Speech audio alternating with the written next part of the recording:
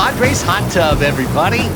Greg Elston, Chris Reed, Raphie Cantor, and returning champion Justin Halpern is back with us. Woo! Justin, thank you for welcome back having to the me. show, sir.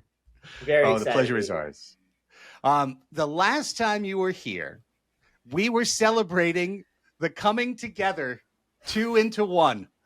You know, Hayward and Joe, the Hey Joe platoon in left field, and you know, not all marriages last forever, man. But it's just funny to note the passage of time to welcome you back. No, thank you. No, this was like a Hollywood marriage. This one fell apart super quick. It feels like years ago we were talking Hey Joe. Oh, it was going to be a good name too. It was going to be a good nickname for a platoon, but you know, some things just wind up on the cutting room floor. Well, we got a good show. It's the All-Star break. The Padres aren't dead. They're in significantly better position than they were the last time we were here. 8 games over as opposed to 1 game over 500. We'll talk about a series win over Philadelphia. We will talk about Xander Bogaerts, who absolutely deserves to be discussed, and a brilliant thing from the brilliant mind of Raphie Cantor. We'll have the twisted annual... mind. Yes, indeed. From the minds that brought you Poker Face Season 2, Episode 10. The first annual Daddy Awards. Our Midsummer Classic Padres Hot Tub stylized silly awards that aren't agenda-based at all. We will have them all for you. We will talk. We will discuss. We will have some fun. Justin, things just continued to roll for yourself. ABBOTT Elementary, I just saw the crossover from Always Sunny, their side of it, come out. Getting to see your cast curse was really fun. Yeah, hearing a show that's normally on ABC, one of the characters say "fucking cunt" was definitely not something I thought was going to happen when I went to work for ABC. So yeah, it was great. In fact, and when that was said, the other person in the scene made the exact face that Chris made. Right when it happened. Really good stuff, man. Along the way, obviously, you're always keeping track of your beloved San Diego Padres. So from early pre-spring training talk to now, here we are at the halfway point, but really just at the All-Star break. What are your thoughts? What are your thoughts on how this season's gone so far?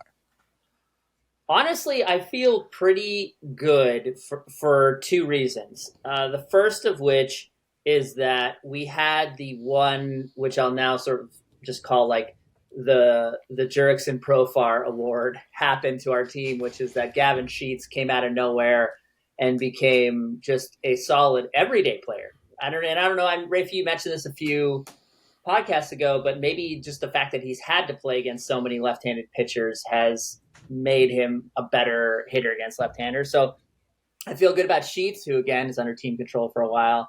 I feel great about our bullpen, which I know I was concerned about, and maybe I am concerned for the second half to see how they feel.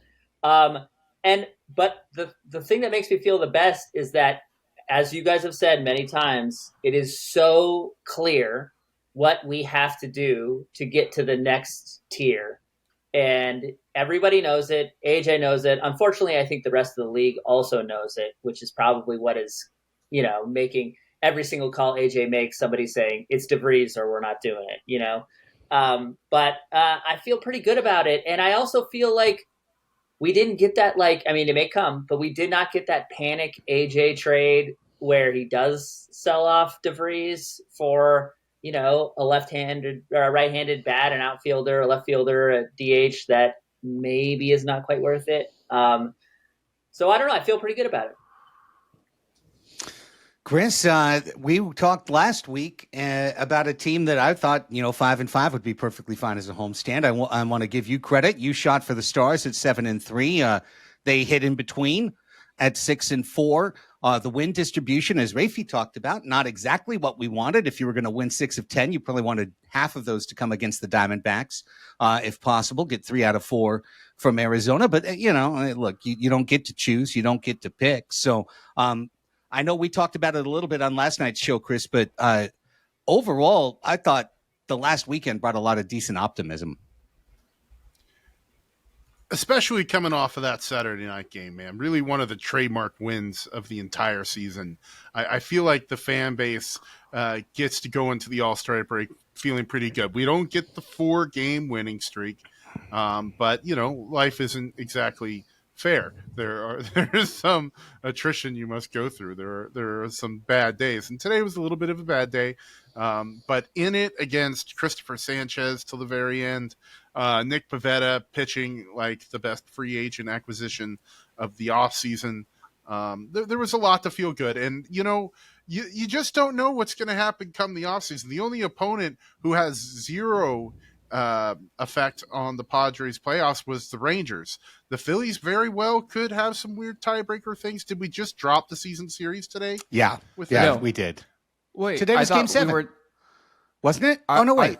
No, we're 3-3. No, we're 3-3. You're right. 3-3. So now it goes to the second tiebreaker. I don't know why I thought of 7. Sorry. And the second tiebreaker, for people who don't know, the second tiebreaker is intra-division record. So Phillies NL East record, Padres NL West record. That's going to be close, honestly. That's going to be pretty close by the end of the year. Okay, well, shelve it in case it matters in the last week of the year. But didn't lose it. I'm also going to look at what it is, because it's worth bringing up just because we just don't know where fate is going to bring us. And the Diamondbacks really look like they're going to be sellers, boys. It looks like Gallen's going. It looks like Kelly and Naylor are going. And it doesn't look like we're going to have to get them in tiebreakers, but the Phillies still very much, are in that. And right now, I don't want to look at the Dodgers, but against the Diamondbacks, we're still a little low, not looking that good. But we have the Giants we're 4-2 against, and the Rockies are the Rockies, and we're 5-1. I'll find out the Phillies in just a second while you guys go on. No worries. Rafe, just kind of overall first half thoughts before we dive into the Phillies? I got to go to the game on Saturday. Shout out to Surf Talk in our Discord. Unlock Jackson Merrill. Shout out to you. That was wild. Also, there's a car alarm going off right outside my window, so I apologize if that's leaking into the audio. Don't hear. Okay, cool. Atmosphere was absolutely electric on Saturday, and I got to witness Mucho Stress baseball firsthand, as that was the, I believe, 49th game out of 53. Is that what you said on the post game, where they either lost or won by 1 or 2 runs? Yes. So I definitely felt that stress. I felt like that the crowd felt that stress. A lot of Phillies fans there as well. They do travel well, but I think if anything that gave me hope going to Saturday's game, it's that the back half of our bullpen is really not a back half of a bullpen, like across like other major league teams. Like I'd say maybe my only concern, and I said this on the postgame show, is Wandy Peralta. Like every other guy that we're trotting out there, Brian Hoeing, David Morgan, Yuki Matsui, like I feel mostly okay with generally in the situations that they're going to be coming into games. And then obviously we have our 4 horsemen who are wonderful. I'm not going to go sort of ad nauseum about the changes that we need to make on offense. That was, that's something that we've documented well, and I'm sure we'll talk about as the trade deadline approaches. And today was just another example of that. I don't know. There's part of me that feels like, I don't want to skip ahead to today's game, but like Luis Arraez is a defining player of the 2025 Padres. Like maybe that is, also jumping ahead to to kind of our marquee topic of the episode. But, you really feel his effects in games, regardless of whether he's good or bad. Like if he's good because of his position in the lineup, and because he's getting on base typically in front of Machado and Sheets and now recently Bogaerts, like he's going to have an impact. And today, not just his lack of offense, but also his lack of glove really coming into play in multiple occasions in the game. And so I think my eyes will be glued to Luis Arraez for the second half of the year. And I don't know. I'm kind of rambling now, but that's kind of my general thoughts right now on the team. I really hope Luis Ariz is not our A storyline. I really hope he's like at best the C, because that makes for me not wanting to watch as much. The Phillies are 16-12 against intra-division opponents. Padres are 14-12, so that's going to be something to watch. Oh, Yeah, that's a close one. Cool. And I just looked this one up as well. Overall, the Padres, 56% of their games have been 1 or 2 run games this year. 35 1-run games, 19 2-run games along the way. 56%. There's 2 ways to look at that, right? The first is that those are the kind of games you play in the playoffs, like almost everyone, right? So we will be battle tested by the time we get there. But the other way to look at it is that if you have to play playoff intensity games for this long and these many games during the regular season, when does it take its toll? Yes. And that, I just returned to my central thesis for the 2025 Padres. This is a team that is good enough to hang in the middle of the season right now, but needs to fix their offense to get to the end line. They just have to fix their offense. And if Michael King never came back, that might be too much to overcome. But gosh darn it, between Bogaerts and Kolick, all the way through the Strandy Vasquez, somehow, the Padres have gotten decent back-end starting pitching this year. Their worst pitcher has been Dylan Cease, all season long. So it's just a matter of, can they get that offense together? Can they build it out to the point where 7, 8, 9 isn't a giant sucking void that other managers get to strategize and plan around? And if you can fix that, you can fix a lot. Because now, switching to our next set, which is talking about this series, I really want to get into the positives that happened. But Raphie, because of immediacy, we can start with the negatives. And that was just a loss today, 2-1, but a loss where I was very frustrated with a couple of things that happened along the way. And if there's one thing I'd like to see change about the Padres 2025 from first half to second half, I'd like Mike Shildt to have his bunt card taped to his waist, where it's a lot harder to pull out. I'd like it moved out of the stadium, please. Yeah. Well, there's a time to bunt, but I'll tell you when's a terrible time to bunt. The kind of time to bunt that's so bad that, like, when I was playing Stratomatic tournaments and the first year kid came in and made a mistake like this, I'd be like, ha, ha, ha, ha, ha. It was today. You start with Campusano, poor cursed Campusano, coming up in the bottom of the 9th against a lefty, Matt Strom. So we pinch hit for him for a lefty, Jake Cronenworth, which on its face is a poor move. But I'm giving up on Campusano. Campusano will never reach base again in his life. We'll talk about that later. We'll talk about that later. Yeah, we'll talk about that later. Yeah. But anyways, they Cronenworth comes in, and Strom walks him on 4 straight. And I used to say this on the radio back in the year 2000. I swear to God, because I used to rip Dusty Baker for it. I remember a specific Padres postgame when a closer walks the leadoff man. The single worst thing you can do is commit a sacrifice bunt. It's the single worst thing you can do, because that pitcher right now is off his game. But what you do is literally let Matt Strom go from a pitcher to an athlete, let him field a bunt, turn around, make an athletic throw to first base. Whew, 1 out. 1 out. That's it. They gave me an out. I can't throw a strike right now. You gave me an out. Now I feel good. I'm an athlete. I bounced off the mound. I threw it to first. I'm ready to go. And sure enough, Strom finished the inning. However, why did Mike Shildt bunt? Multiple reasons. Because First he's off, addicted to it like a fiend, scratching on his face. potentially, yes. That could be the underlying reason. But from a strategic standpoint, point one, he's got a shit hitter at the plate, Bryce Johnson. Bryce Johnson is not very good. The hitter after him is terrible, Elias Diaz. Okay, so he's bunting with Bryce Johnson. That's a fearful move. That's a move of, if I don't move Johnson, Diaz will probably hit into a double play, right? Negative thinking. So he commits the bunt. But now what happens if you commit the bunt? You move a runner into scoring position for a guy who's got a 0 WRC plus with runners in scoring position this year, Elias Diaz. So shockingly, he pops up. Oh, but now you got Toddy to the plate. Great.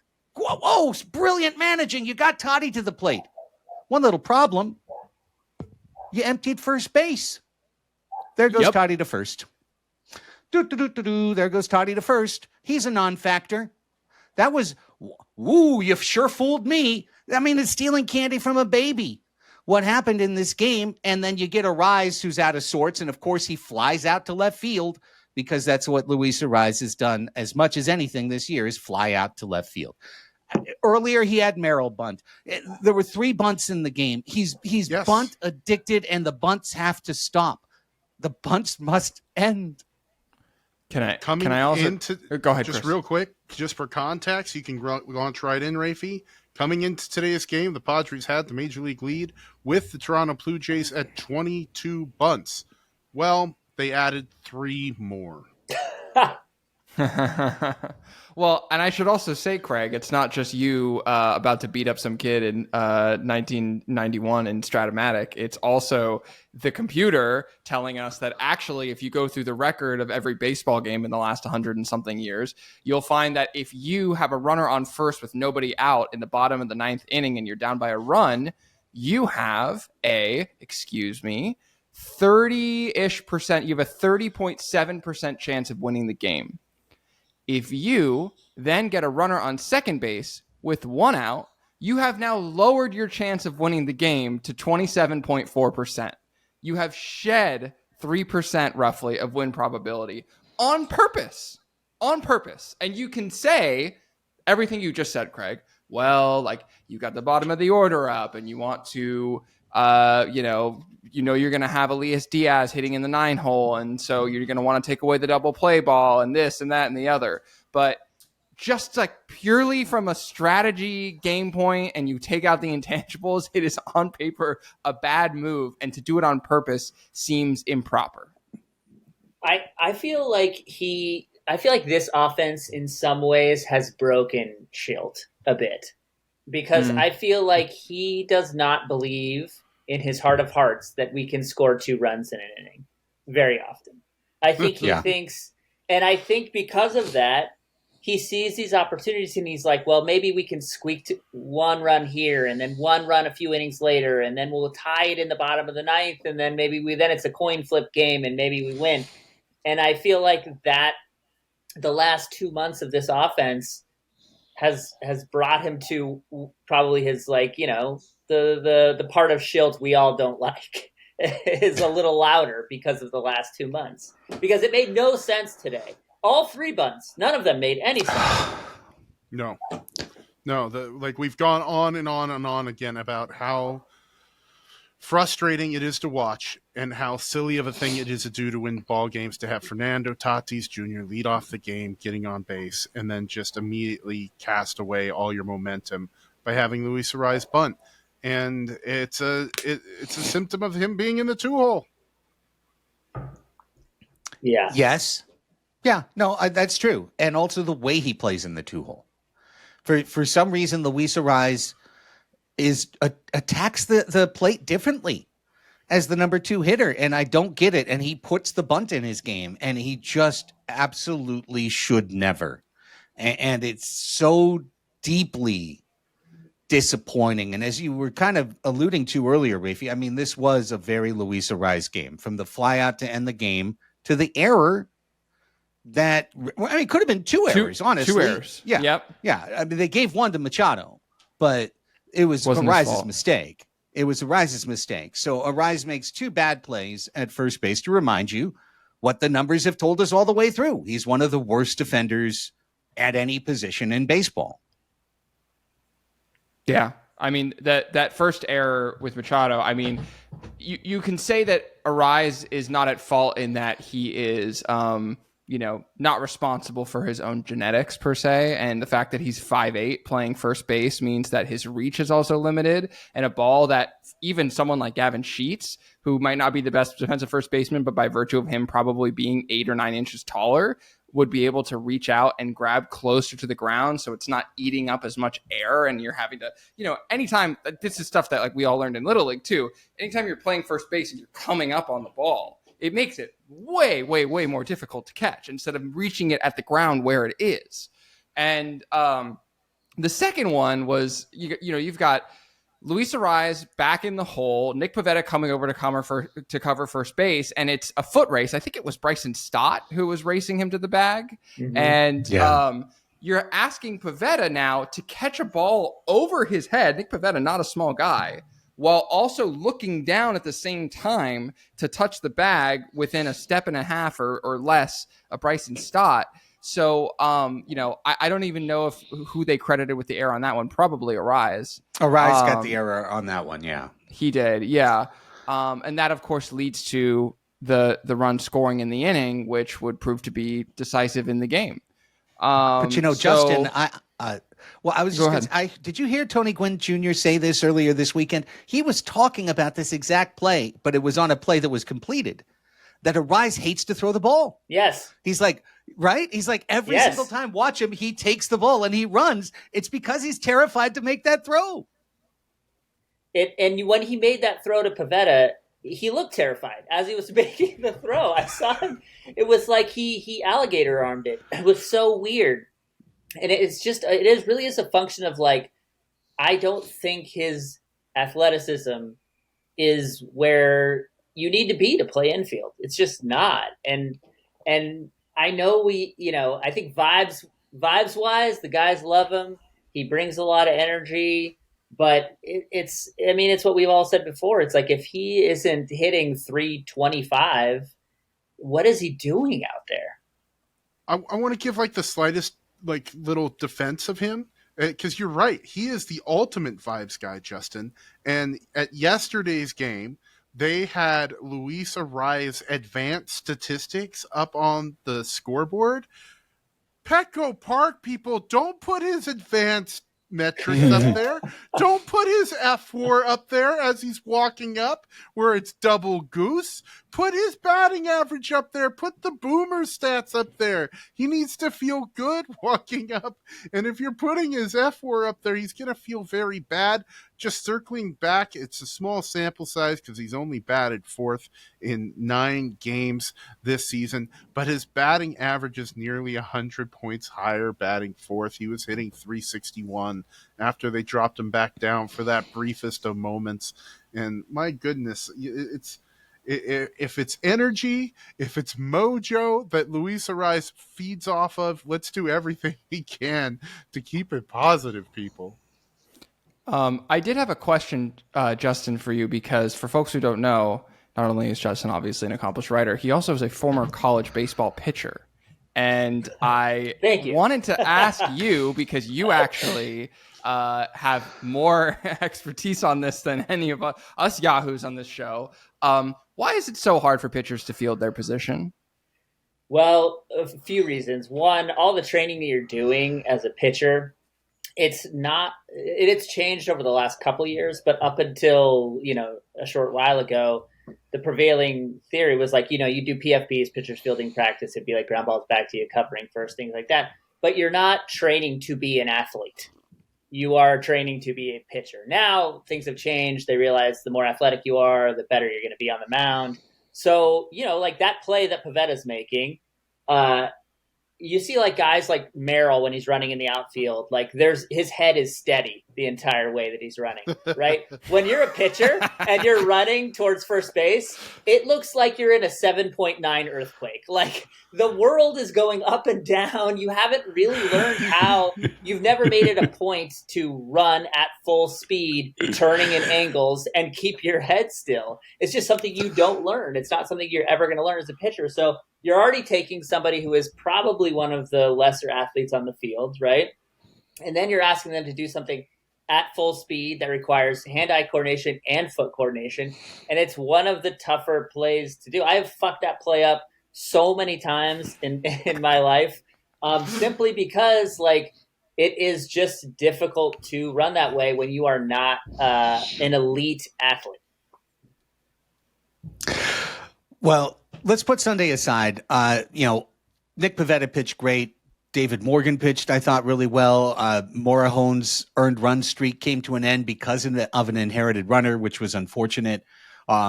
for him, I'm sure. Very frustrating to not give it up himself. Nonetheless, he's on a plane to the All-Star game right now, so he's having a great time, and we shouldn't be worried about Morejon. Saturday's game, if Sunday's game was a microcosm of some of the things that have truly frustrated us about the 2025 San Diego Padres, Saturday's game was a reflection of all that can be for this team. When you saw both the way that the pitching staff attacked and Jackson Merrill, 2 home runs to tie the game. Tatis is back playing well. Machado, Bogaerts. There was a lot to love about that game, guys. And honestly, winning the series and beating Ranger Suarez and Zach Wheeler, I think that's a big deal. Those are 2 of the best 10 starters in the league. Yeah, it was a playoff series. I mean, that's who we would face in a 3-game series against Philly. We'd face those 3 guys. And to take 2 of 3 from them, and especially in the way, it's so funny when we talk about all the problems that Sunday had in terms of Mike Schultz managing. It's even crazier to think about he had just seen proof of concept the night before of playing it a different way. Like we were able to let guys swing away, slug, go for a larger inning, trust that some of our guys are going to hit for extra bases, and it paid off, and we won the game against one of the best pitchers in the league. Yeah. It's a reminder both Friday and Saturday that for better or for worse, this is a Stars and Scrubs team, and it's built on Stars doing well. And, for a long time, Jackson Merrill hasn't been that guy. And so, it's a reminder that even though on Saturday, Tatis went 1 for 4, Arise went 1 for 3, Machado went 0 for 3, but he did have a sac fly. Sheets went 1 for 4. Like no one's having like an amazing game except for Jackson. And for a long time, it was really on Machado, maybe Sheets, maybe Tatis to fill that void. And, when those guys show up, it just takes the pressure off of everyone, and it pushes the pressure downwards in the lineup instead of keeping it all at the top where, every 2.7 innings, we're going to have a bite at the apple. And then if not, all right, wait for another go around the carousel. So yeah, I mean, I can't speak highly enough about this bullpen, guys. I mean, we posted about it constantly on our social media and everything, but Four Horsemen is worldwide now. Like it is on the Fox national broadcast. It's a Mike Schultz saying it in the playoffs. They're going to say it in the All-Star game. Yeah, they probably will. I'm serious. Yeah. So anyway, and it was ours. Just by the way, for everyone, in case you missed it, in case you missed the IG story, it is ours. Actually, it's Chris's. Chris was the one who first said it. My wins are all of our wins. That's right. But it's still every you, loss is mine, buddy. In fact, I believe you invented the whole concept of 4 Horsemen of the Apocalypse. I did. Chris wrote the Bible. I wrote this book called Revelations, where I revealed a lot. I revealed a great deal. I've seen some of the post-game shows when you're shirtless. You reveal more than I wish.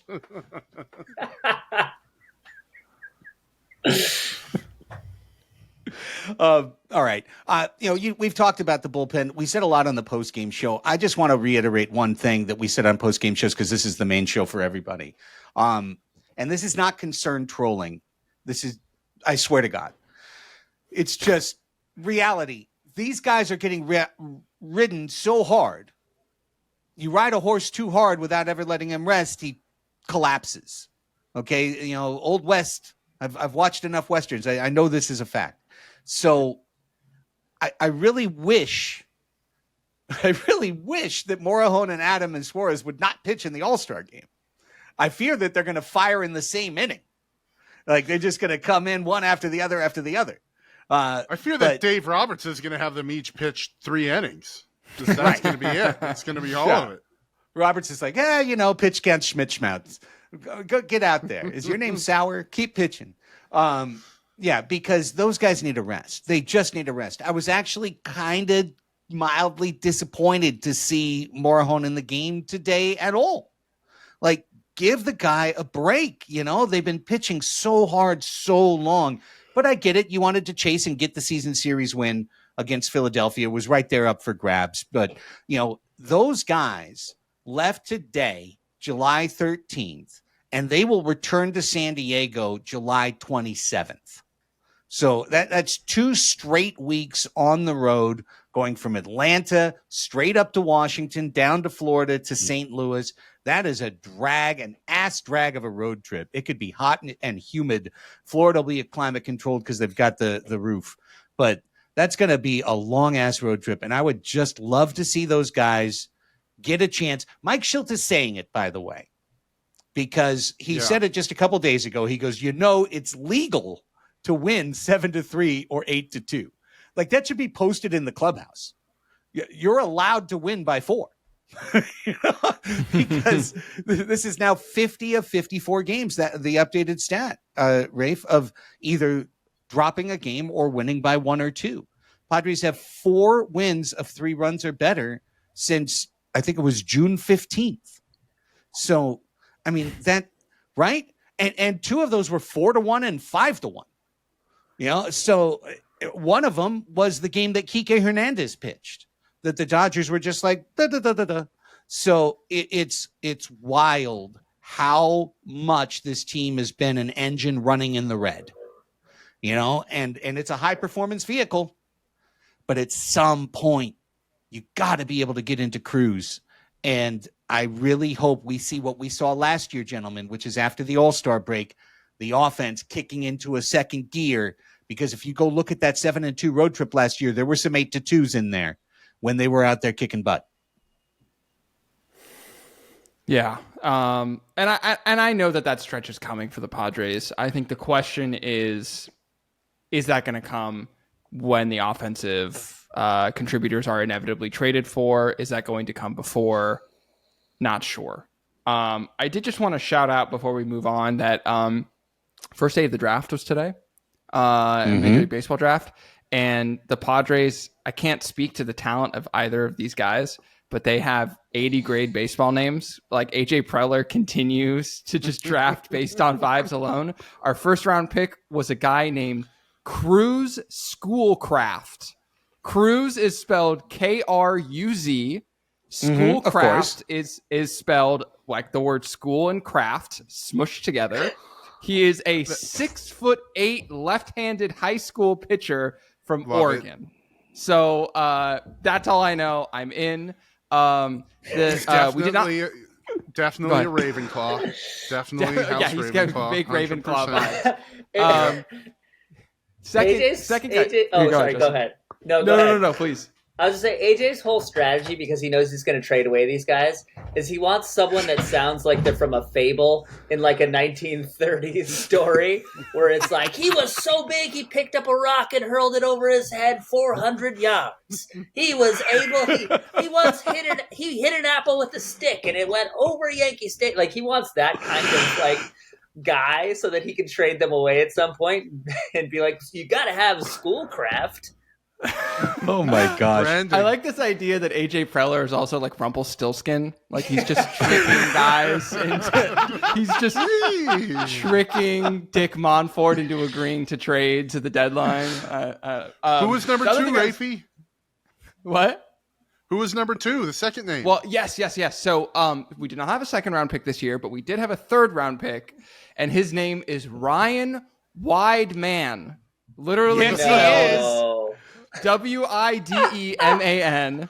His father, he was born in Spain because his father was a former Clemson basketball center, Tom Wideman, who was playing overseas professionally. So beautiful. Not only do we have a 6'8" and 6'5" draftee, so like AJ has he's just drafting his Encinitas YMCA rec basketball league team. This is all it is. He wants his guys. But it's also, I mean, it's just names alone. Adding that to Boston Bateman and who are the other guys from last year? Cash Mayfield. The cashier wanted to say, yes, is that Cruz with a K is going to get a bunk next to Cash in Boston in the clubhouse, which is amazing. And I also appreciate drafting for both height and girth in this situation. So really well done. Settle down.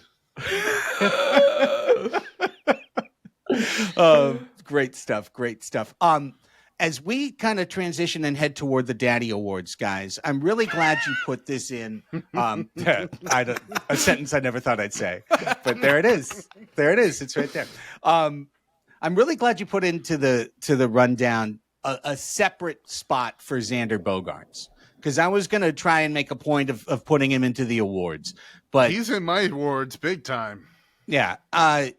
I've probably been as derisive and critical of Xander Bogaerts as anyone on the show. There's plenty more vitriol out there in the world overall. And I still don't trust him one whit if there's a runner at second base or beyond. It's like the ultimate, -5, nerf in a game. Is he needs if the Bogaerts blinders is up. like the ponies get. He just needs like a shade over. Just you can only see the pitcher. That's all he's got. Well, I'll take it a step further. I would straight flip Bogaerts and Arise in the lineup, because Xander Bogaerts is taking quality at bats just about every time he's coming up. He does work the count. He does take balls. He is drawing walks. He is getting hard contact, and he's going to see fewer runners in scoring position if he's hitting second than if he's hitting fifth, which is like the ultimate place you're going to see runners in scoring position all the time if your offense is working. So I'd be happy to do that. But the thing that was happening was we were like, God, Xander, we can't get any offense. For like 2 months, we were saying we can't get any offense. But you know what? He's playing good defense, and we just kind of left it alone. Like, well, he's playing good defense, but God, he can't get a hit. Every time he's up, I'm so frustrated. All of a sudden, you look up, and he's got one of the best outs above average in baseball at shortstop. He's been dynamite for like 2.5 months straight. Yeah. I mean, 96th percentile right now in outs above average. He's at 7. And that's still while he's rocking a 33rd percentile arm strength. So I haven't had the time to look into the numbers. I'm sure there is something that is different this year. But like he has found a way to make it work, which is what the Padres have had to negotiate around since they signed him. I think just from an eye test standpoint, being at the game yesterday, he benefits so much from playing next to Manny Machado, which I think is an old school and where old school meets new school idea of like, okay, if your shortstop is deficient and can't really throw from the hole, what if you put the third baseman with like literally the best arm strength right next to him, who also has a decent amount of range and specializes in charging balls to his left? Could work. And so far for the Padres this year, it's worked, Chris. Yeah, and I also got to give a little bit of a hat tip to the analytics team, because we see lots of complaining in the watch party when a ball that is hit to traditionally where you might expect the shortstop to stand, which is, equidistant or near so between third base and shortstop. And sometimes they're shifting away from that.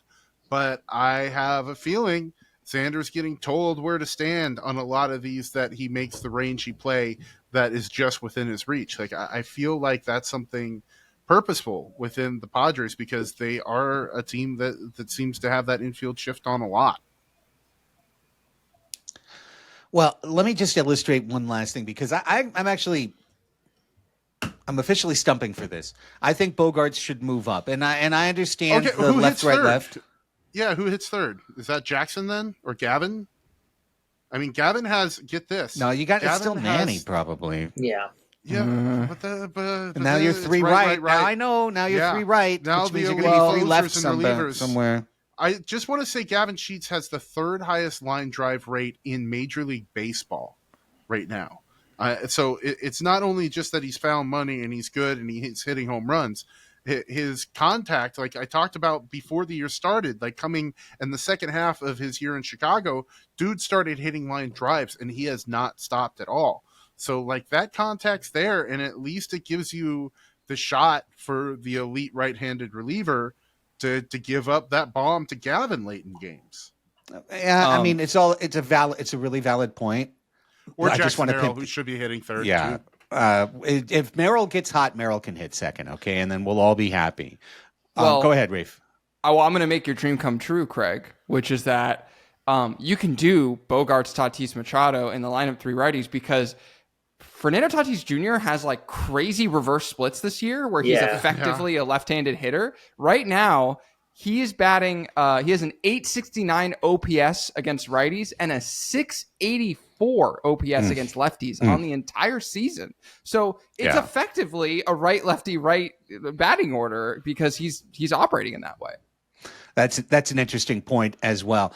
Just very quickly, with nobody on base this year, Xander Bogaerts is hitting 284 with a 736 OPS. With anybody on, 233 with a 659 OPS. However, if a runner's just at first, he's hitting 328 with an 890. Get him to second, he's hitting 136. Runner at third this year. Runner at third, he's 0 for 10.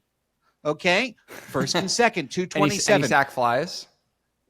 Runner at third, one sack fly. That's his lone RBI. 0 for 10 with 1 sack fly. Bases loaded, he's 1 for 14 plate appearances with 3 RBI on 0 sack flies. Those have been driven in on ground balls, and he had 1 hit. Every time he moves up in leverage, he gets worse. Overall, runners in scoring position hitting 165 with a 497 OPS. That's Martin Maldonado right there. So it's the one thing that for 3 years we've seen about Xander Bogaerts. Put runners on base, he panics, hits a pop fly, hits a ground ball, screws up. Nobody on, he's like taking great at bats. So can we find a way for him to stop taking as many at bats with runners in second and third, or a runner at third, or bases loaded, and minimize that? Well, moving up in the lineup actually does that. So I don't know. I just feel like for him, that's a thing to think about, because even as he has continued to start to hit really, really well, and he's hit really well since June 20th, 882 OPS, 425 on base percentage. These numbers play. Bases loaded. He's baby Smurf. He's down there. He's doing absolutely nothing. So I don't know who baby Smurf is. I went. He was cut from the first pilot of the Smurfs. I think it's Michael Cera in the movie, probably. He plays baby Smurf. Yeah. Well, here's the one thing I'll say is why I think we get so frustrated with Schilt and we don't see these changes is because Schilt has this sort of like old school, I have my finger on the pulse of this team. I understand that. And we do have this group of guys, aside from Manny, who seem to feel like head cases in distinct ways, right? It's like Jackson's in a 2-month slump or a month and a half, and he moves him down, and then Jackson starts hitting. Bogaerts, he's finally started hitting, so he feels worried about moving him anywhere in the order. And so it's I feel like Schilt is one of these guys who's like, we finally got their head right. They're in this space. And he really puts a lot of weight to their sort of approach and their mental health at different spots in the lineup. And I think that it's one of the reasons why he's always so slow to make any of these moves that analytically seem like, oh, well, of course you make this move. Because he's like, well, what if Xander gets that look in his eyes again and he goes 0 for his next, 26? He's a stubborn dude. Like, I mean, major league leading sacrifice bunts is a very good indicator of that. Fair enough. All right, with Xander Love now officially put out there, I mean, mostly Love. Here I go on and on about his runners in scoring position stats. So how much love is there truly? Hey, by the way, with a runner in third and less than 2 outs, 21 plate appearances this year, he's 2 for 14. A 143 average, 190 on base, 143 slugging. So that's the kind of love that like a father-in-law who doesn't really like their son-in-law gives at the wedding toast. It's like, well, I love how much he loves my daughter, and you're like, well, you didn't actually say it. You didn't actually say it. You didn't say anything nice about him. Well, let's see who we're going to say nice things about now. It's time for our first annual PHT Daddy Awards, Midsummer Classic PHT Awards, as written by our award-winning writer. Let us reveal the categories and then assign our winners. We begin with Who's Your Daddy? This is just your favorite. This is a vibes pick. This is your favorite Padre. so far? It doesn't have to be the empirical best, although it doesn't have to not be, but it's your favorite Padres so far this year. Justin, as the guest, you get first swing. This is tough because it's between two guys. The first inclination was to say Manny because I feel like when everything is going to shit, he has in every season carried us for a certain amount of that season. But I just read this interview with Jackson Merrill, I think today. I don't know if you guys saw it, where they were talking about, well, what does going through slumps mean for you, and has it made you a better player? And he was like, well, when I go through slumps, it sucks for the team. We suck, and it does nothing for me. But it is something where, as a person, I have to learn to deal with adversity, and that makes me a better person off the field, and maybe that makes me a better player on the field. But for most part, I'm making my team lose when I play like shit. And I thought, I was like, that is such an astute observation from a 22-year-old that I really, really enjoyed. And so I have to say this year, I think it's Jackson, just seeing him struggle and stay at it and do everything he can to help the team win in all the different ways. I just am so enamored with the guy. Great answer. Great Chris? Mine is got to be Adrian Morejon, because I have been pulling for a lot of guys to make the team this year, almost purely because they've been in the franchise for a long time. Tirso Ornelas, Eggy Rosario. These are guys that came on as international free agents that have been with the club for about a decade. Eggy Rosario was the longest tenured Padre. I mean, just because he had made the major league roster a couple times. And those guys just didn't get it done. Eggy completely collapsed like a flan in a cupboard, as Eddie Izzard would say. And Tirso just has not been able to get anything going. Whereas Adrian, who was of an absolutely legendary signing class of 2016, this dude made $11 million as a teenager coming out of Cuba, and then absolutely had a slog of it. I mean, stunted progress as a starting pitcher as the team couldn't quite develop him there. And then came, was the injury in 2021 that put him out for all of 2022. My dates may not quite be right, but there was a rather serious injury that some guys just never come back from. Yeah, it was Tommy John in 2022, April. That was 2021. He just kind of sucked, but he was out. Oh no, yeah, he was out, and then they brought him back, and then he had to have Tommy John because he wasn't right. And then they convert him to the bullpen. And you don't really know what that's going to do to a guy. Last year, he was very good.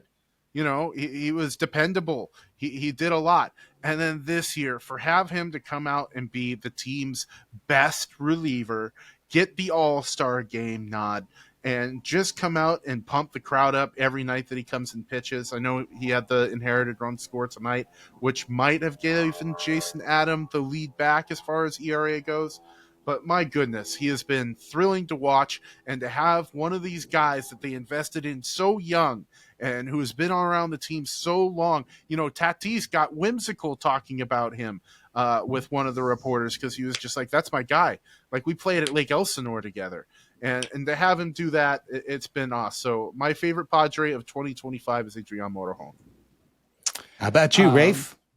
So, and I just want to say before I start, the inspiration for this came from the fact that it is FYC season around these parts, and Tuesday is not just the MLB All-Star Game; it is also the day that Emmy nominations are announced. So, fingers crossed for you guys, Justin. You as well. Big day. Thank you.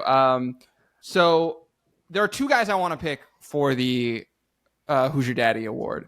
I think one of them is going to be one of my later picks, so I'm going to hang on to him, and I'm instead going to pick the guy who was picked up walking barefoot on a snowy December day in Gary, Indiana. I got that Captain Moore in the trunk. Hey, cuz, you want to ride?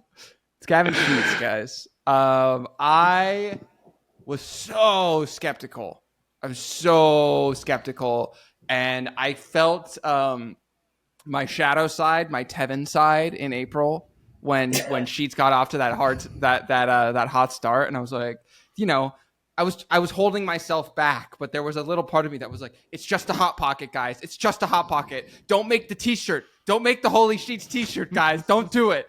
It's gonna look bad, and I'm so happy to be proven wrong. You know, I like AJ had Profar, and he had Merrill in terms of moving him to center field and bringing him up right away, and he had David Peralta and Donovan Solano, and Kyle Gashioka, and all these guys last year who were hits. And really, this year, Gavin's the only one that you can say he was the roll of the dice that is absolutely hit.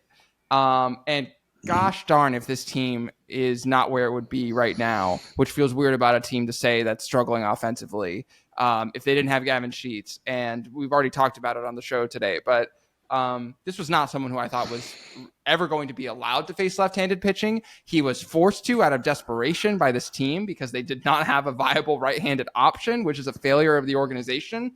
And yet Gavin Sheets has been able to cover for that and show up for the team and be a viable everyday player. And I believe, I don't think that I have confirmation on this, but he was not in the game today because he is in fact becoming a daddy. Yeah, yes, right? correct. Yes, he's on the paternity leave. So congratulations to Gavin, and he is my literal and figurative daddy.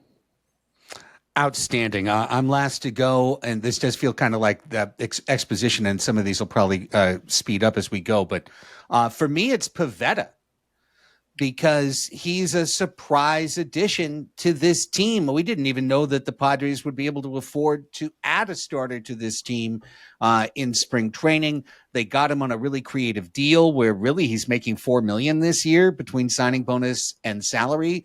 He'll make $19 million next year. So obviously it makes up for it. But, you know, here's the guy who leads the team with 9 wins, who leads the team in terms of he's 2/3 of an inning behind Dylan Cease for the team inning pitched lead at 102 2/3. 18 starts. He's made the turn every single time. 114 strikeouts, FIP of 320, WHIP of 1.03. This guy has been so strong. And a stat we brought up on the postgame show earlier in the week, 8-2 pitching after Padres losses this year. And that's huge. Just gigantic. That's the guy who reverses momentum and sends it in the right way. I love his demeanor. I love the way he attacks hitters. And to be honest, I've like his entire career, Nick Pivetta is one of those guys I've like kind of like sneaky middle rounds drafted so many times in fantasy baseball. Because I'm like, nobody ever picks up this guy, but he always strikes out more batters than innings pitched. And, you know, he's pretty solid. And like, he's always been pretty solid. This year, he's really, really good. He's been the staff ace up to the All-Star break. He should be on the All-Star team. I'm glad he's not, because it's just one less guy that we need to wear out this week. Let him go home to British Columbia for a couple days, you know, and recharge.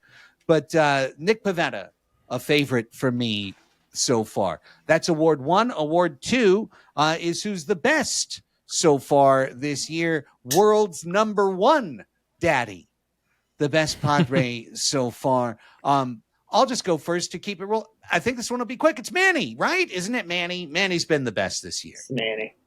Oh, Chris is shaking his head. No, Manny's been quite good. And like Justin pointed out, there were times when it was very dark and Manny was the guy keeping the team 500. But the reason why the team is 8 games above 500 is Fernando Tatis Jr. And that's because of his absolutely insane start to the season. And even when he was struggling offensively. And also, I'm going to go ahead and point to my beloved F4 for this, because according to F4, Fernando's the most valuable player on the team, coming in at 4.0, whereas Manny is almost an entire win lower at 3.1. And frankly, F4 does not count when base coaches stop runners at third, or runners don't go first to third because the ball was hit to right field. That stuff isn't, included in there to the best of my knowledge. And I have seen those decisions change games in the Padres' favor. I have seen them stop rallies because guys are terrified of Fernando's arm. And I think that besides the getting off to the hot start and the fantastic offensive numbers, I think that has been a consistent presence on the field all season long. And therefore, he is the best Padre. And I love Manny so much. I love you, Manny. And I'm just also going to zag here and just piggyback off of what you said last round, Craig, which is that I think Nick Pavetta's been unbelievable, and just to throw in a guy on the pitching side, like he's got a 3.11 FIP right now in 109 innings. F4 hasn't updated. He's at 2.5 going into today's game. I suspect it'll be 2.8 or 2.9 looking at comparable guys with that amount of innings pitched and that FIP level, which is what F4 uses. I mean, like if you go through the rest of the rotation, it's Cease, who we've talked about at length. It's Randy Vasquez. It's Yu Darvish. It's the ghost of Michael King. And it's the hodgepodge of Ryan Bergert, Stephen Kolek, Matt Waldron, whatever. Like he's really been, whatever you want to say about Strandy and your opinions on him in terms of dependability, he's the only guy right now in the rotation who I feel absolutely rock solid with him taking the ball. So never said he was dependable. I said he was consistent.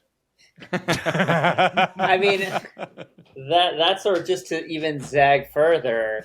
I mean, you have to also put Niebla somewhere in there, because if I were to tell you at the start of the season, we're going to lose King, Darvish, we're going to have a shit year from Cease. We're not going to know what we're going to get from Cease, and we're going to be relying on Randy Vasquez and Ryan Kolek or Stephen Kolek and Ryan Berger and as the larger point, I feel like Niebla has now created this thing in San Diego where if you're a free agent pitcher who's like solid but not exceptional, you come to San Diego for a year or 2 years, you sign that deal, and then you're off to $100 million lands occasionally. You're off to Kansas City is where you go. You're Seth Lugo, you're Michael Wacha. And so it's allowed us to be creative in free agency in a way that we're the opposite of the Dodgers. We're basically saying, come to us and we're going to make you into something that's going to make even more money. The Dodgers, of course, are saying we're going to give you a lot of money up front and you're going to become nothing.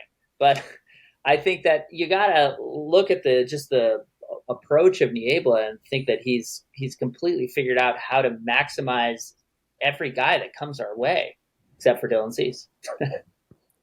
Well, you know what? I loved all of your guys' arguments, and I feel like I'm making the dumbest one now. But because, Chris, you empirically, I mean, like you look at Tatis's Savant page, and literally he's got one thing that's bad: launch angle sweet spot. He's 11th percentile. And like everything else is bright, screeching red. I wonder how much that mess is messing with his splits, Craig. Like just to, a little brainworm for later. Like I wonder if against left-handed hitters, he's just kind of taking that angle of attack of the ball, and it's just going right in. We don't have to look into it. It's just a thought.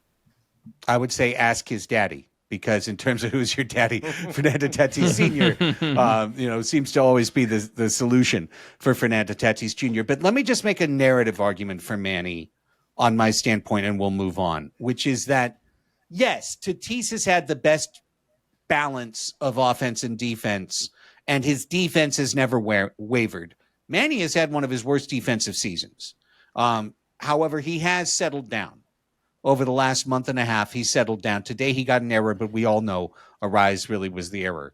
He also made one of the most stunning plays I've seen in years with that running behind him and sliding into the wall. Like, that was incredible. Insane. Absolutely. And the day before, he saved the game with an incredible play when Morgan was on the mound. So, like, Manny is playing great defense. He made some errors early. It's going to screw up his numbers. But when this team fell apart offensively, when Tatis went on a 2-month slump, when Arise was awry, when Bogaerts was bogus, all the way through, Manny was the guy that was carrying the freight for this team. Sheets did to some extent, a little bit, but it was Manny. And if Manny wasn't hitting, the Padres weren't doing anything. And when Manny was hitting, he was driving in the winning run. So I feel like, from a big brother standpoint, which is what I've really seen him as for this team the last couple of years, I feel like he carried them when they had to be carried, when they would have collapsed otherwise. He was the guy who carried him at that point, Justin. Yeah, it's very much when you see only 2 sets of cleat prints, it was because I was carrying you. he is that poem. And he's always been that guy for the team. I mean, every year and the other part of it is he was doing that when literally everyone knew you just can't make a mistake to Machado. You can get through the rest of the lineup. You just don't have to make a mistake to Machado. And he still, even in those situations, was oftentimes driving in the winning runs. On to award number 3. Daddy needs a new pair of shoes. The Padre you want to see run more. Okay. So I should ahead, confess to this, which is that this is like when they made that Oscar category like for like box office achievement or something where it's like you're just trying to give an award to Tom Cruise. Like we know what's happening. Like, and for me, this was also this was going to be my guy. I was maybe going to pick for my my other Hoosier daddy in terms of favorite vibes Padre. I need Jake Cronenworth to run more, guys. It's fucking blowing my mind. And you can see the example in today's game today, where Jake Cronenworth gets on base with a leadoff walk, and you know what costs you 0 outs instead of 1 out in terms of a sac bunt? Stealing a base. And Jake Cronenworth, and I've said this on the show before, has the 3rd highest sprint speed of qualified hitters on this team. It goes Fernando, Jackson Merrill, who is someone who doesn't run enough either, and then Jake Cronenworth. Jake Cronenworth is 3rd, and I look at our stolen base opportunity statistics. Fernando Tatis Jr., so StatCast has a great stat, which is stolen base attempt percentage, which is basically how often are you trying to steal a base against any opportunity that you have one. So Fernando, for instance, has a 2.5% stolen base attempt percentage because he's had 641 opportunities to attempt to steal a base, and 2.5% of the time has actually attempted to do so. Quick question. So does that mean, is that counting each, like if there were 4 pitches in an at bat, those were 4 opportunities to run? Yes, that's right. It's every pitch. Yes. Got it. So it's not times on base. It is literally every pitch. So he's been on base for 641 pitches with a runner on first only, no other runners. Does that make sense? Okay. All right. Got it. So open base in front of you, chance to steal.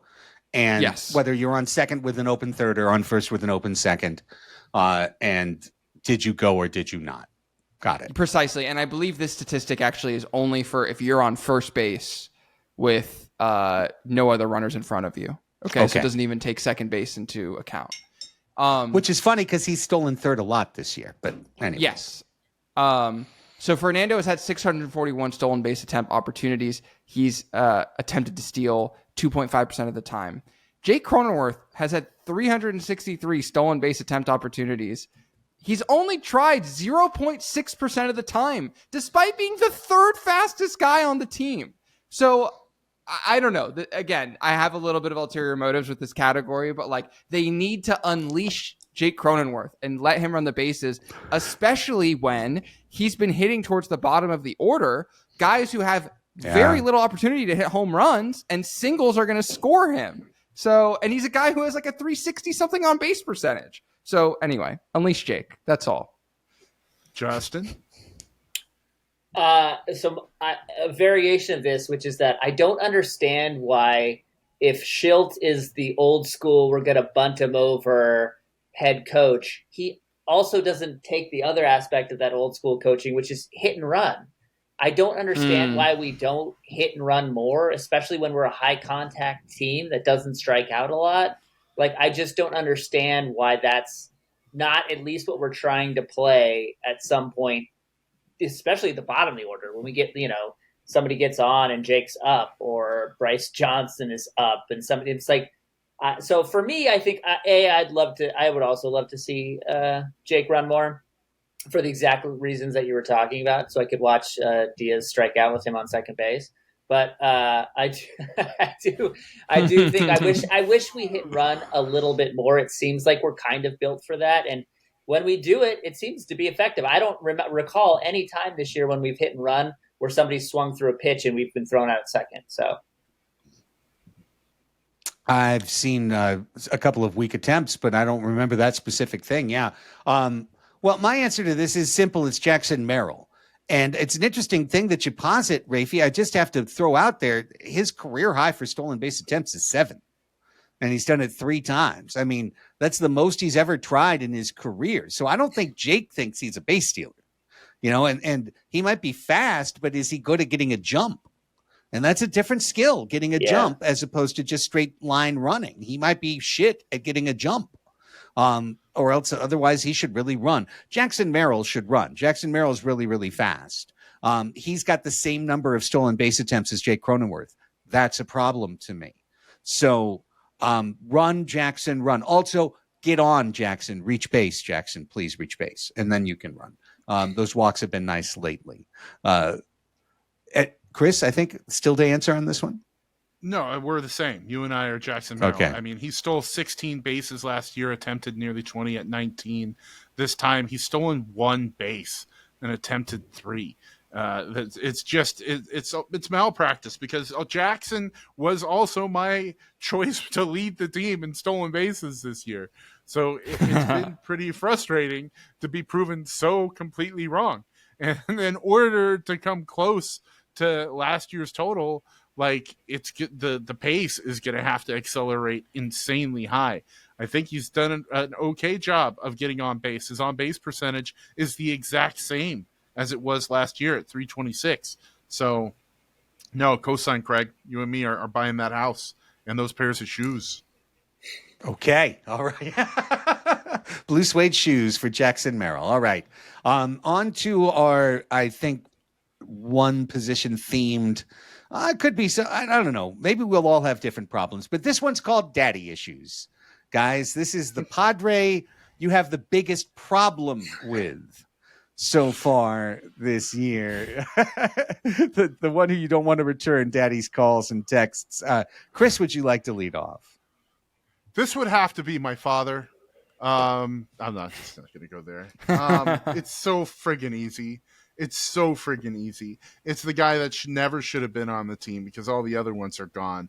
Martin Maldonado leads the league in pass balls. He's one of the worst hitters I've ever seen play. He's lucked into a few, and people say that is some sort of way of him buying time. No! The friggin' bottom is still below us. The darkness is always darker. He's not a major league player anymore. He's a shell of one, and the longer he's on the team, the longer they don't get a solution at catcher, the more stolen bases he's going to give up, the more balls are going to hit the backstop, the more the bottom third of our order is going to be filled with suck. So Martin Maldonado is definitely the daddy I have the most issues with. Even though he's taller than 6 feet, he can beat me up for sure. Justin, what would you like to co-sign or add on a second person? So I'm going to give the tiniest. I don't think Martin Maldonado should be on this team, but I'm going to give the tiniest defense of him, just simply because as somebody who as a pitcher, there is an ability when you know that the catcher is going to sequence someone perfectly, and you don't have to think about it at all. It allows you to focus in a way that you don't normally focus, that you can't. And it is meaningful. I have pitched to catchers who I think sequence terribly, and I have to be there doing the mental exercise of like, I don't think that's what he set up for. I don't think that's what it looks like. Even if and you have a pregame plan, but even still, you're watching things unfold in real time because hitters are changing their approach in real time. So I will say that it does seem that the pitchers love the way that Martin sequences and are able to roll with it. That said, he should not be on this team.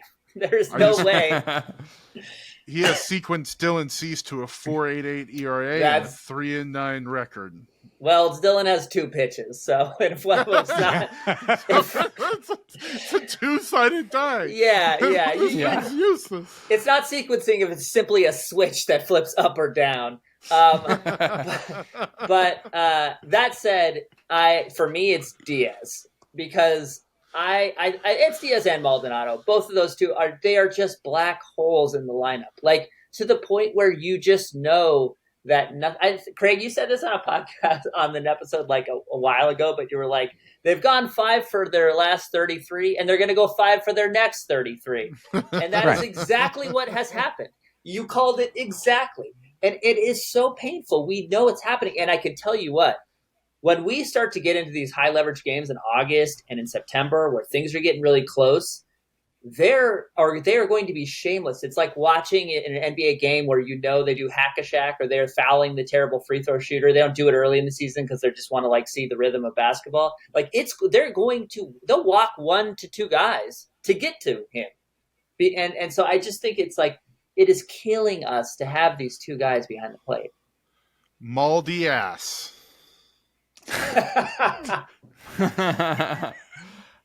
My daddy issue is with Dylan Cease.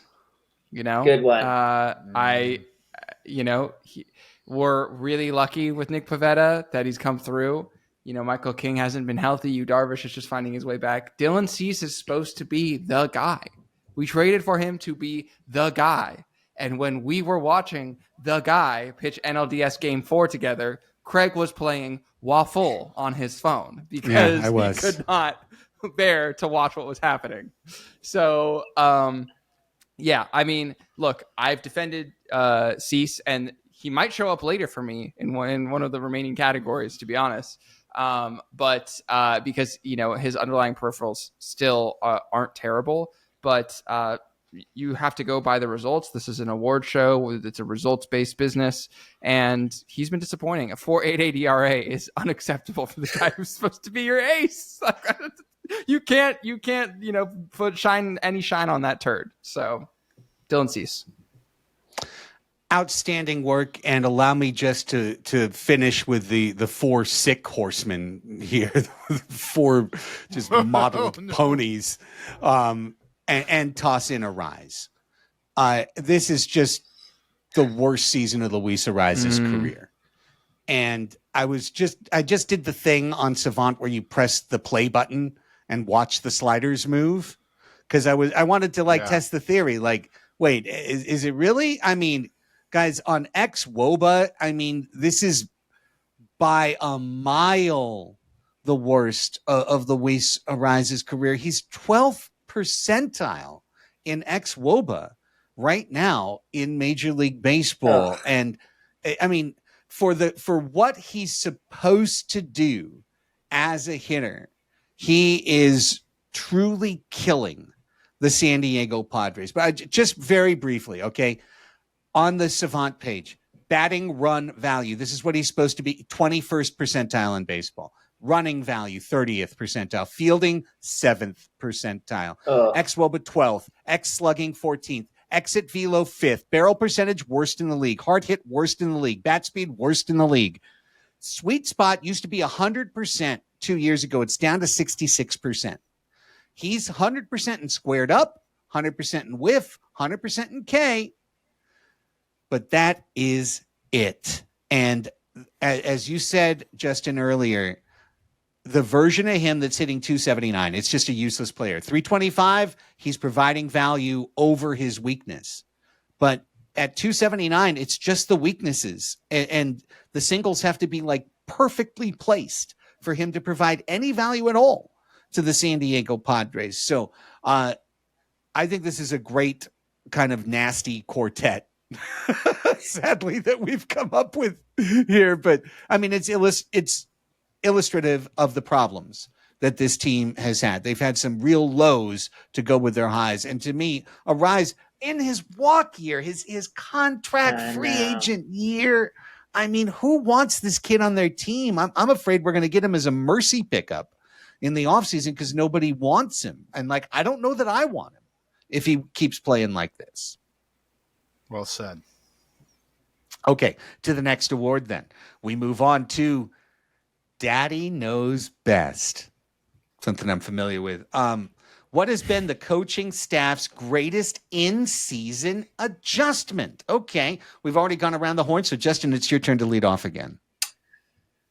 I am going to say that it is Schilt understanding exactly how to use the bullpen. I don't think that I have had a issue with how he's rolled out the bullpen in weeks, maybe even months. At the start of the year, it was like, oh, really? You're bringing out Wandy in this just high leverage situation? I think he has figured out the perfect situation for each of the bullpen guys to come in. I agree with Raphie that now we sort of have a bullpen guy that I don't mind in every situation. And not only that, but I think he's found opportunities to build the confidence and try out exactly what lefty on lefty situation Wandy might be best in, what kind of hitter he might be best against.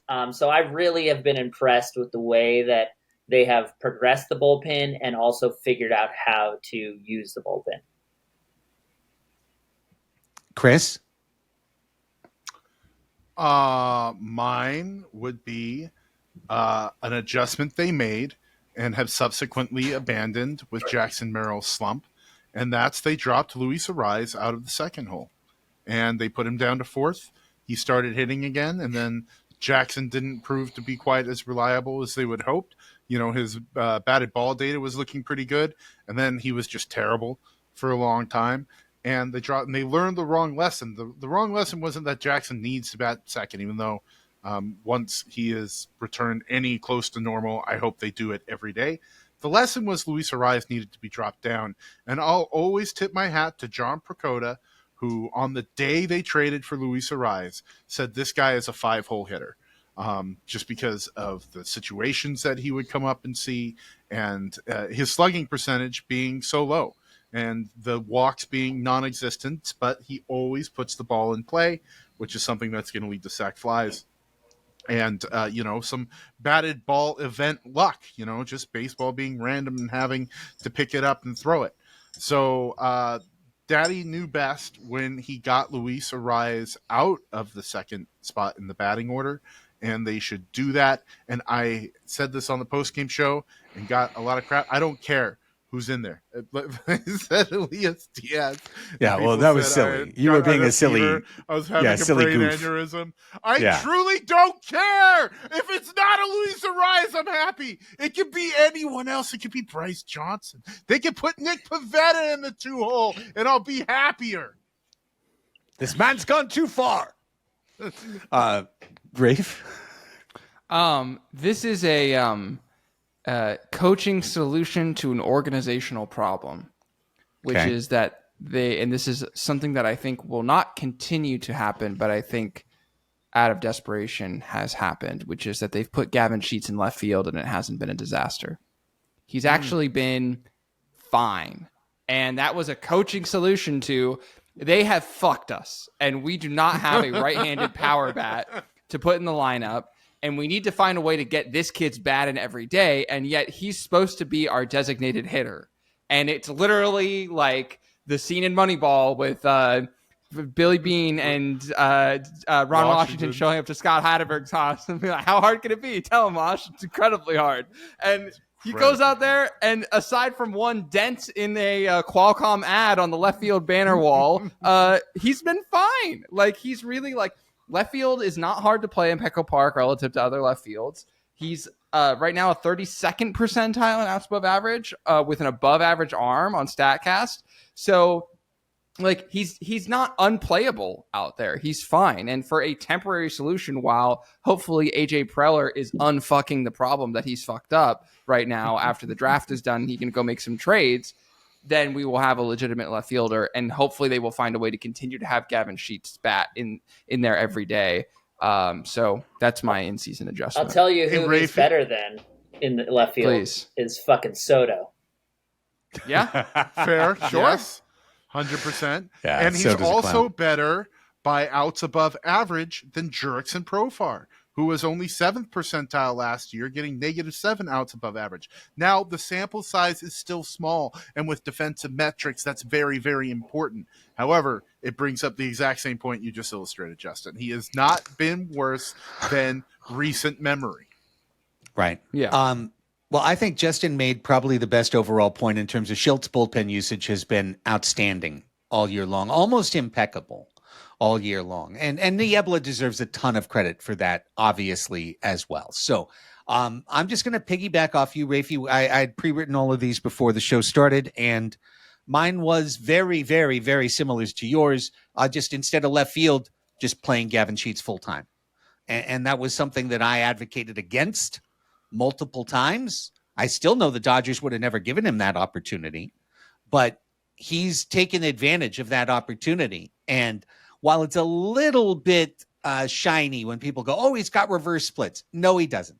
Gavin Sheets has hit 13 homers against righties and 1 against lefties. Okay. The OPS is 810 to 689. But from a batting average standpoint, the last month, this guy has been locked in. Kevin Acee actually said it when it happened 2-3 weeks ago, said, here's 2 clips. Look how he's closed in now. He's got a closed stance. He's keeping his hip locked in. He's not flying open. And he's hitting the ball. I mean, he's had a couple of different games where he's gotten 2 and 3 hits against tough left-handers over the last couple of weeks. So it was a solution, just like you said, Raphie, born out of organizational issues, as opposed to someone just going, you know what? I think Gavin Sheets can play full-time. But Gavin Sheets can play full-time, and that's great. And that was a great adjustment by the staff to do both what you said, put him in left to solve the left field issue. Now we have a DH issue. Different, or a first base issue, depending on how you want to look at it. Those are actually sometimes easier to fix than finding specifically a left fielder. So, I like that going into the deadline, that AJ could go, yeah, we got to get a left fielder, but we could get a right-handed hitting DH, and we could just do it that way, or we could get a first baseman. We could do it that way. There's optionality, in other words. That's the word. And I really like that. Okay, last award, guys, to wrap up the show. Take it, Craig. Soon to be daddy. Well, the answer is Gavin Sheets. He literally Michael King and Michael King. Yeah. I mean, those guys are the soon to be daddies. So best of luck on the journey, gentlemen, and the reward. I bet you, Chris, that those 2 babies are going to scream and cry a little bit more than CGI Baby on Squid Game 3. Just a little bit more. I would expect so as well, although, and they'll be worth more money eventually too. Yeah, quite possibly. That's just a quick little cross promo. Our latest Crossing Streams podcast with Chris and I is a full review of Squid Game 3. So go check that out if you'd like to, and hear us rip CGI Baby a lot more. A lot more. Okay, so the question is, which Padre you think is poised for a second half takeoff? All right. And I think I know what your guys, at least 2 of your guys' answer is going to be. So I'm going to not take it. And I'm going to take my boy Xander. You took mine. That was me. I think for this team to get to the promised land, it's a Xander second half launch. And whether it's moving him in the order or whether it's whatever, I mean, those RISP stats will make you scream in your sleep. But the guy's locked in. He's playing the best defense he's ever played. He's really been hitting well for 3-4 weeks. His batted ball luck was terrible at the beginning of the year. Maybe I'm lighting a hope candle here, but I'm going to pick soon-to-be daddy Xander Bogaerts. Craig, 939, 867, 863. These are OPSs that Xander Bogaerts has put up in his career. And to have seen him increase all of his stats as much as he has in just about a month, it's very exciting. The underlying metrics are there. He's in the upper quarter of the league in K rate, in whiff rate, in chase rate, and squared up rate. His walk rate is just under it. His launch angle sweet spot is in the upper quarter. His expected batting average is in the upper quarter.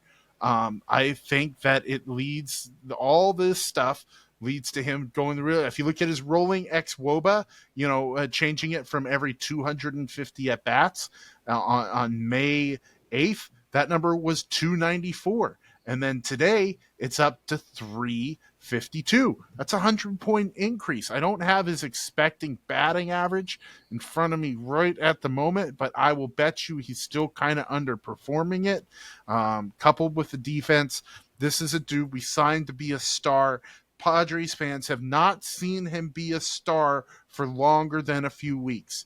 And I could be just drinking in the hopium, but man, I really feel I agree with you completely, and I co-sign it again. We're buying houses and shoes together again in Aruba. Who would have thought? Aruba. time. All right, Justin, let's see if you zig now.